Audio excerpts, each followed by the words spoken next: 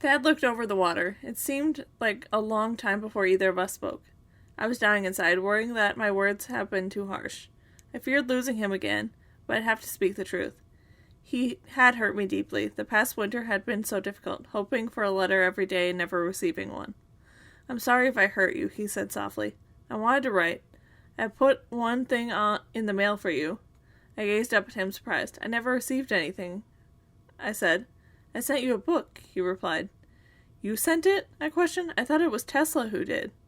"Are you disappointed it was me?" he asked. "Not one bit," I said. Why didn't you add a note?" Thad shrugged. "It was a way of writing without writing, I suppose." "Was that a reason that you sent me the time machine?" "Why that particular book? Have you read it yet?"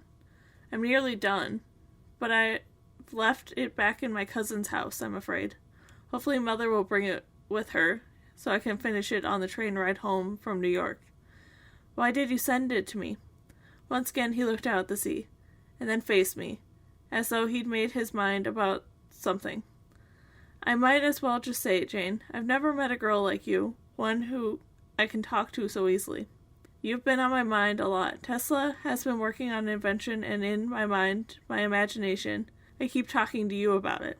This was all too wonderful. Here I'd believed he'd completely forgotten me, and all the while he'd been wanting to talk to me, tell me everything that was important to him. While he'd been imagining speaking to me, I'd been doing the exact same thing. In a strange way, it was as if we'd never really been apart. "In your imagination, did I understand what you were talking about?" I asked. "Not at first," he admitted, "but slowly I explained it to you, and we had an amazing conversation about it. I'd even imagined that Tesla asked you to test it. And you and I traveled to..." He cut himself off.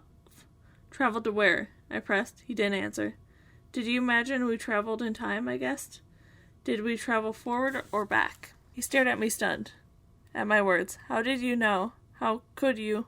"Tesla talked to me about time travel that day, and interviewed him in the park," I explained.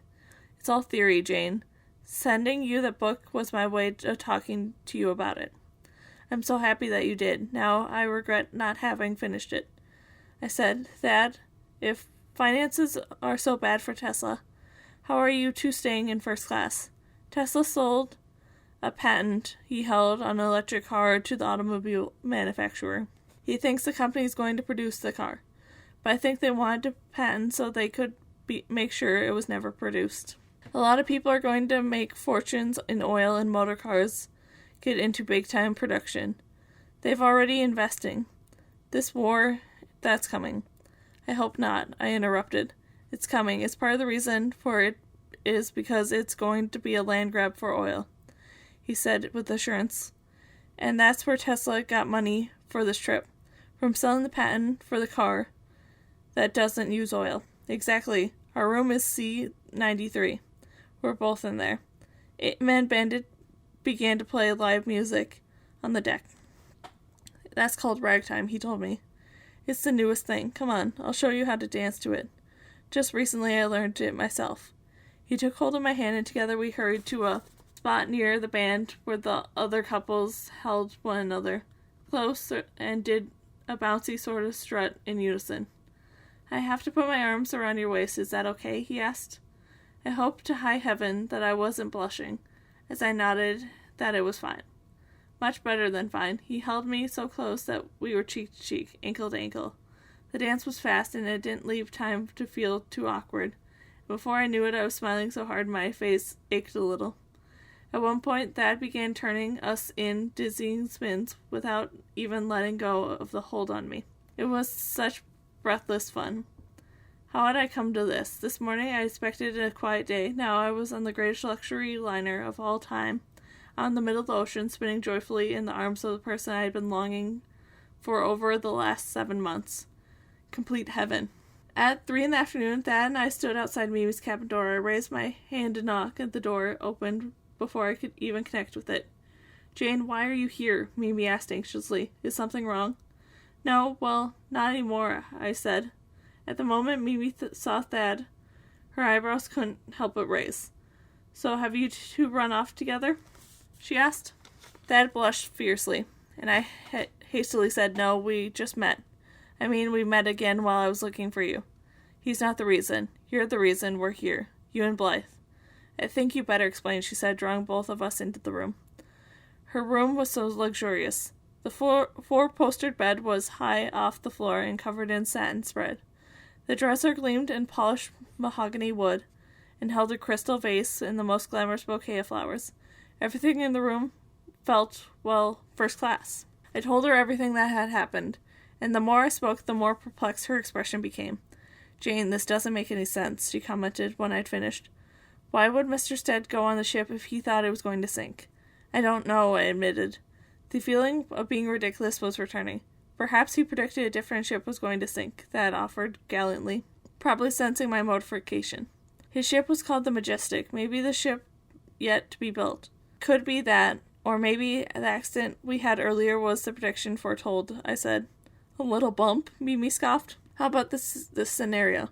Mother's imagination got the best of her, and all of you became swept up in her panic. Most likely is what happened, I had to agree. Feeling extremely foolish then, I recalled Emma and Amelie shouting fits on the deck. Why would the twins faint when they saw Tesla, though?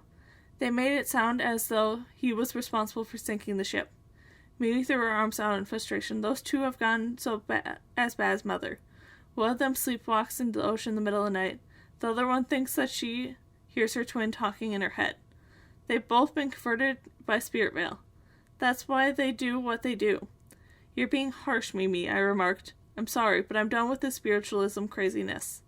I've lived a whole life with it. It's just nutty. Mimi cried. See, all of this? She gestured around the lavish room. This is the life of a person who enjoys free of spirit world, the beyond, and the other side. Don't you believe in life after death, that it asked? Yes, after death. Not hopping back and forth between life and death, she answered. Maybe on the other side spirits can time travel back to the moment when they saw they were alive, I suggested. The time machine still in my mind. Time travel, Jane? Please don't. Mimi pleaded. If you became as crazy as Mother and the twins, I couldn't stand it. All right, I agreed, but honestly didn't want to think about anything more than being on the remarkable ship with Thad and all to myself. I had 1 week to convince him that I wasn't not too young to be a suitable female companion for him, and it seemed I was making good progress.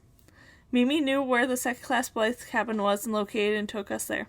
The twins and Lee met us at the door, having also located the room.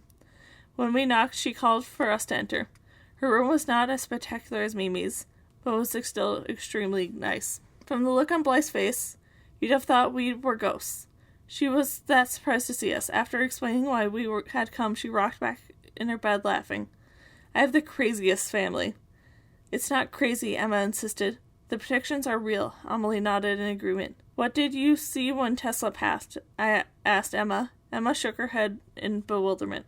Amelie was speaking through me. Amelie, do you still believe the ship will sink? I asked her.